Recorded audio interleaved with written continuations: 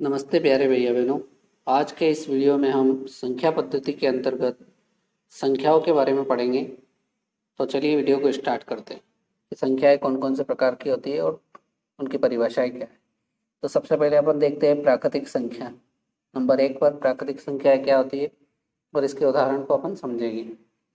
तो यहाँ प्राकृतिक संख्या की परिभाषा लिखी है, वे संख्याएं जिनसे वस्तुओं की गणना की जाती है। मतलब ऐसी संख्याएं जिनका प्रयोग अपन वस्तुओं को गिनने में या किन्हीं चीज़ों को गिनने में करते हैं, ऐसी संख्याएं प्राकृतिक संख्याएं कहलाती है।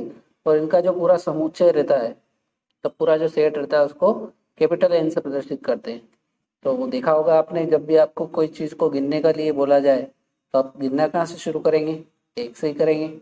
एक, उसके बाद दो, फिर तीन, फिर चार, फिर पाँच, ऐसे चलता रहता है।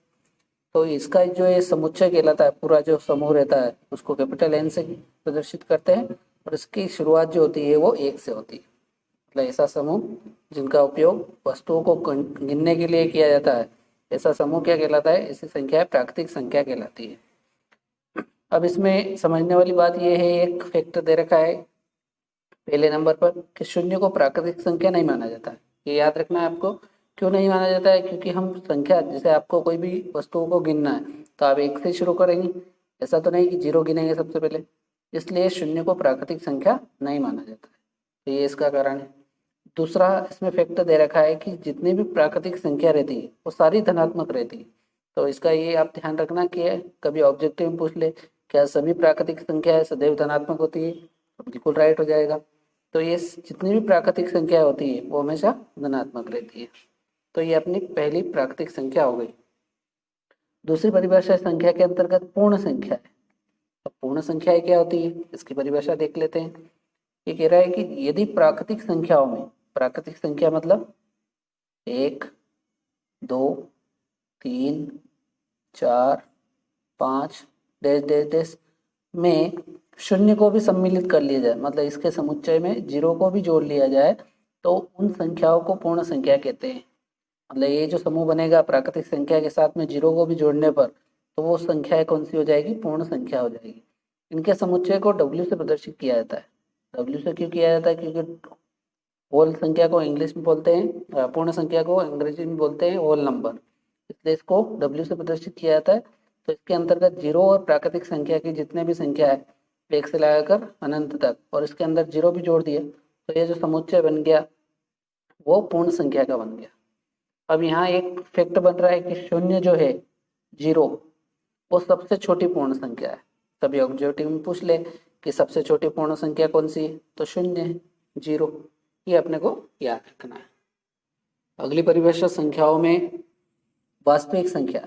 तो वास्तविक संख्या क्या होती है? तो इसकी परिभाषा है, वे संख्याएं जो परिमेय, परिमेय मतलब जिसको अंश बटा हर के रूप में व्यक्त कर सकते हैं, और अपरिमेय मतलब जिसको पी बाई क्यू के रूप में व्यक्त नहीं कर सकते, दोनों होती है। मतलब दोनों प्रकार की जो संख्या होती है वो वास्तविक संख्या कहलाती है। और इनका जो समूह रहता है, समुच्चय रहता है, उसको कैपिटल आर से प्रदर्शित करते हैं, क्योंकि वास्तविक संख्या को अंग्रेजी में रियल नंबर्स कहते हैं। तो यहाँ पर आर बराबर क्या हो जाएगा? जितनी भी संख्या है, जैसे √5 है, 1/4 है ना, 1/2 है, पाई है, माइनस की कोई संख्या है -1 है, 0 है, ये सारे क्या है? वास्तविक संख्या है। तो ये इसके कुछ उदाहरण है। अब वास्तविक संख्या जो होती है वो दो प्रकार की होती है, जैसे दोनों मिलकर बनती है, मतलब दो प्रकार की है। एक होती है परिमेय संख्या और दूसरी है अपरिमेय संख्या। तो चलिए अगली परिभाषा देख लेते हैं अपन। अगली संख्या की परिभाषा है परिमेय संख्या। तो परिमेय संख्या क्या होती है? वे संख्या है जिन्हें p/q के रूप में व्यक्त कर सकते हैं, जिन्हें p/q के रूप में व्यक्त किया जा सकता है। ऐसी संख्याओं को p/q मतलब क्या होता है? अंश बटा हर, है ना, जिसमें अंश भी हो और हर भी हो। ऐसी संख्याओं को परिमेय संख्या कहते हैं, जहाँ p मतलब अंश तथा हर दोनों क्या होते हैं? पूर्णांक होते हैं, तथा इस कंडीशन में q बराबर नहीं होना चाहिए जीरो, नीचे जीरो नहीं होना चाहिए, है ना। ये इसके कुछ उदाहरण अपन देख लेते हैं, जैसे कि परिमेय संख्या के उदाहरण कौन कौन से, जैसे 3/5। अब इसमें 3 क्या है? अंश है, और 5 क्या है? हर है। जैसे और उदाहरण देखे जाए 2/7। अब जैसे मान लीजिए कोई पूर्णांक है 2, तो ये भी एक परिमेय संख्या है। कैसे है? क्योंकि 2 के नीचे कुछ भी नहीं है तो अपन बटे में 1 मान सकते हैं, लिख सकते हैं ऐसा। तो ये 2 अंश हो गया और 1 हर हो गया। जैसे माइनस की कोई संख्या, माइनस का 5, तो इसके नीचे भी अपन 1 लिख सकते हैं, तो ये अंश बटा हर। तो ऐसे कुछ उदाहरण ये परिमेय संख्या है। जैसे नीचे यहाँ फैक्ट लिखा हुआ है कि प्रत्येक पूर्णांक जो होता है, जितने भी पूर्णांक होते हैं वो सभी एक परिमेय संख्या के उदाहरण हैं। तो प्रत्येक पूर्णांक एक परिमेय संख्या होती है। जैसे उदाहरण के लिए आप 6 को देख लीजिए, यदि 6 है तो इसके नीचे कुछ भी नहीं है तो 1 है। मतलब जितने भी सारे पूर्णांक रहेंगे वो सारे परिमेय संख्या होते हैं, उनको परिमेय संख्या के रूप में व्यक्त कर सकते हैं। तो इस प्रकार से ये अपनी परिमेय संख्या होगी। परिमेय संख्या दे रखी है अपनी अपरिमेय संख्या। अगली संख्या है अपरिमेय संख्या। तो अपरिमेय संख्या वे संख्या होती है जिन्हें p बटे q के रूप में व्यक्त नहीं कर सकते हैं, अपरिमेय संख्या कहलाती है। जहाँ p और q पूर्णांक होते हैं और q बराबर नहीं है 0 के। तो इसके कुछ उदाहरण देख लेते हैं। जैसे इसमें अंडर रूट वाली जितनी भी संख्या होती है वो अपरिमेय संख्या होती है, लेकिन जैसे मैंने अभी बताया आपको कि अंडर रूट वाली जितनी भी संख्या है, लेकिन अंडर रूट वाली संख्या जिनका कोई वर्गमूल नहीं निकलता है, जैसे अंडर रूट 2, इसका कोई वर्गमूल नहीं निकलेगा। अंडर रूट 3, अंडर रूट 4 नहीं होगा, क्योंकि अंडर रूट 4 करेंगे तो उसका वर्गमूल निकल जाएगा 2, और 2 को 2/1 के रूप में लिख सकते हैं। अगला जैसे उदाहरण है अंडर रूट 5, अंडर रूट 7, इसे अंडर रूट वाली संख्याएं जो रहेगी वो इसके उदाहरण हो जाएगी। अब यहाँ एक आपको चीज़ समझना है कि पाई जो होता है, जिसका मान अपन को पता है 22/7 होता है, एक अपरिमेय संख्या है, क्योंकि जो 22/7 है वो पाई का एक कोई फिक्स मान नहीं, यथार्थ मान नहीं है, इस कारण से इसको एक अपरिमेय संख्या मानते हैं। अगली अपनी संख्या है पूर्णांक। तो इसकी परिभाषा देख लेते हैं कि पूर्णांक किसे कहते हैं। यदि प्राकृतिक संख्याओं में ऋणात्मक संख्याओं तथा शून्य को भी सम्मिलित करने पर जो संख्याएं बनती है उन्हें पूर्णांक कहते हैं। तो सबसे पहले देखते हैं प्राकृतिक संख्या कौन कौन सी है। तो प्राकृतिक संख्या है 1, 2, 3, 4, 5, ऐसे आगे। में ऋणात्मक संख्या मतलब इसके ऋणात्मक भागों को भी ये ले रहा है, तो यहाँ से -1, -2, -3, ऐसे आगे इधर बढ़ता जाएगा माइनस में। तथा शून्य को भी इसने कहा कि इसके अलावा शून्य को भी जोड़ दिया जाता है, तो इनका जो समूह बनता है पूरा वो क्या कहलाता है, पूर्णांक कहलाता है। मतलब जितनी भी संख्या ये रहेगी ये सारी क्या कहलाएगी, पूर्णांक कहलाती है। फिर पूर्णांक जो होते हैं वो 2 प्रकार के होते हैं, यहाँ पर लिखा हुआ है कि पूर्णांक 2 प्रकार के होते हैं। एक होता है धन पूर्णांक, ये 0 के आगे जितने सारे पूर्णांक रहेंगे अनंत तक, ये कौन से रहेंगे, धन पूर्णांक के अंतर्गत आते हैं, धन पूर्णांक। और इधर 0 से आगे के जितने भी पूर्णांक रहेंगे ये कौन से आ जाएंगे, ऋण पूर्णांक। तो ये आपको क्लियर हो गया कि पूर्णांक 2 प्रकार के होते हैं, एक धन पूर्णांक और दूसरा ऋण पूर्णांक। आगे बढ़ते हैं, संख्या सम संख्या है। तो सम संख्याएं क्या होती है, इसकी परिभाषा देखते हैं। सम संख्या की परिभाषा बड़ी सिंपल है, वे संख्याएं जो 2 से पूर्णतः विभाजित हो जाती है, मतलब ऐसी संख्याएं जिनमें 2 का पूरा पूरा भाग चला जाता है, कोई शेषफल नहीं बचता है, ऐसी संख्याएं सम संख्या कहलाती है। जैसे उदाहरण के रूप में देखिए अपन, जैसे 2 है तो 2 में 2 का भाग चला जाएगा तो 1 आएगा। फिर 4 में भी 2 का पूरा पूरा भाग चला जाता है, 2 आ जाता है।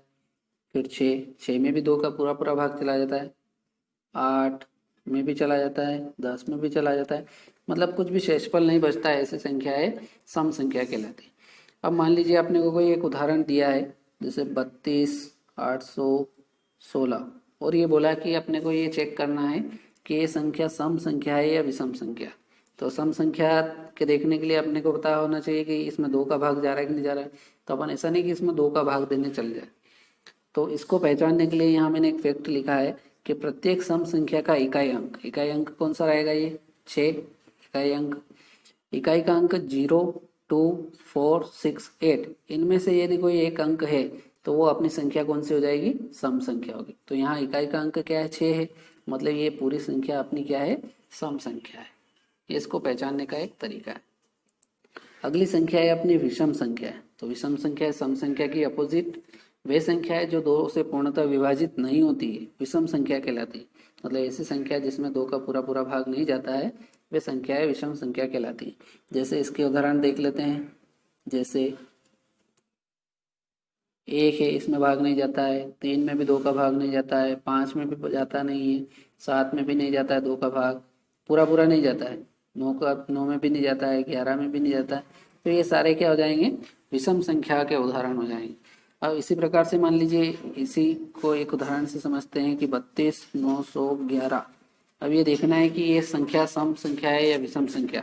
तो जैसा मैंने सम संख्या में बताया था वैसा वैसा अब सम संख्या में जो अंक थे 0, 2, 4, 6, 8, इसके अलावा जो अंक बचते हैं 1, 3, 5, 7, 9, इनमें से यदि कोई एक इकाई के स्थान पर यदि अंक है तो वो संख्या अपनी विषम संख्या है। तो इसके लिए इफेक्ट क्या है, प्रत्येक विषम संख्या का इकाई का अंक या तो 1, 3, 5, 7, 9, इनमें से कोई एक अंक यदि है तो वो संख्या क्या है, विषम संख्या। तो यहाँ इकाई का अंक 1 है, मतलब ये संख्या क्या है, विषम संख्या है। चलिए आगे बढ़ते हैं अपनी अगली संख्या की तरफ। अगली संख्या है भाज्य संख्या है। तो भाज्य संख्याएं किसे कहते हैं देख लेते हैं। वे संख्याएं जिनका एक व स्वयं के अतिरिक्त कम से कम एक और गुणनखंड होता है, मतलब एक व स्वयं के अतिरिक्त कम से कम एक और गुणनखंड होता है, ऐसी संख्याएं भाज्य संख्या कहलाती है। जैसे इसके उदाहरण देखे जाए तो जैसे 4 है, 12 है, 16 है, 21 है, ऐसे ये सारे क्या है, इनका स्वयं के अतिरिक्त कम से कम एक और गुणनखंड होता है। तो ये सारी क्या कहलाती है, भाज्य संख्या कहलाती है। अब इसमें भाज्य संख्या में अपने को क्या क्या फैक्टर याद रखना, एक जो होता है ना तो भाज्य संख्या है और ना ही अभाज्य संख्या है, ये अपने को पता होना चाहिए। फिर भाज्य संख्याएं सम व विषम दोनों हो सकती है। जैसे आप यहाँ देख रहे हैं 4 सम संख्या है, 12 सम है, 16 भी सम है, लेकिन 21 क्या है, विषम संख्या है। तो इसमें दोनों आ सकती है, सम भी आ सकती है भाज्य संख्या में और विषम भी आ सकती है। और सबसे छोटी जो भाज्य संख्या है वो अपनी कौन सी है, 4। ये याद रखना बहुत जरूरी, बहुत ही महत्वपूर्ण है ये कि सबसे छोटी भाज्य संख्या कौन सी है, तो अपना उत्तर कौन सा आएगा, 4 है। तो ये आपको पता होना चाहिए। अगली संख्या देखते हैं, अभाज्य संख्या है। तो अभाज्य भाज्य का विपरीत वे संख्या है जिनका एक व स्वयं के अतिरिक्त अन्य कोई गुणनखंड नहीं होता है, मतलब और कोई गुणनखंड हो ही नहीं सकता है, ऐसी संख्याएं अभाज्य संख्याएं कहलाती है। कौन कौन सी, जैसे जिनमें स्वयं और एक के अतिरिक्त किसी दूसरी संख्या से भाग जाता ही नहीं, जैसे 2, तो 1 और 2 इसके अलावा किसी से भाग नहीं जाएगा। ऐसा कैसा, 3, 5, 7, 11, है ना, ये सारे क्या है, अभाज्य संख्या है। अब इसमें अपने को याद रखने वाली बातें क्या क्या है, 2 एक ऐसी अभाज्य संख्या है जो क्या है, सम है। इसमें 2 ही एक ऐसी संख्या मिलेगी जो अभाज्य संख्या है और जो सम संख्या के अंतर्गत आती है। और सबसे छोटी अभाज्य संख्या अपनी कौन सी है, 2, ये याद रखना। अब कभी कभी परीक्षा में ऐसा ही पूछ लेते हैं कि 1 से 100 तक अभाज्य संख्या कितनी है, तो ये अपने को पता होना चाहिए डायरेक्ट कि 25 1 से 100 तक अभाज्य संख्या है। ऐसा नहीं कि आप परीक्षा में गिनने बैठ जाओ, एक छूट जाएगी तो आपका उत्तर गलत हो जाए। तो ये फैक्ट आपको पता होना चाहिए कि 1 से 100 तक अभाज्य संख्या है 25 होती है, और 1 से लगाकर 50 तक में अभाज्य संख्या अपनी टोटल 15 होती है। ये दोनों आपको पता होना चाहिए। तो इस प्रकार से ये अपनों संख्याओं के बारे में पढ़ा। उम्मीद करता हूँ कि ये वीडियो आपको अच्छा लगा होगा। यदि वीडियो अच्छा लगा हो तो इस वीडियो को लाइक करना, और यदि अभी तक आपने इस चैनल को सब्सक्राइब नहीं किया तो चैनल को सब्सक्राइब कर लेना, जिससे आपको इसी प्रकार के नए नए वीडियो प्राप्त हो सके और आप गणित में अच्छे से अच्छी तैयारी कर सके। तो मिलते हैं अगले वीडियो में। जय हिंद, जय भारत।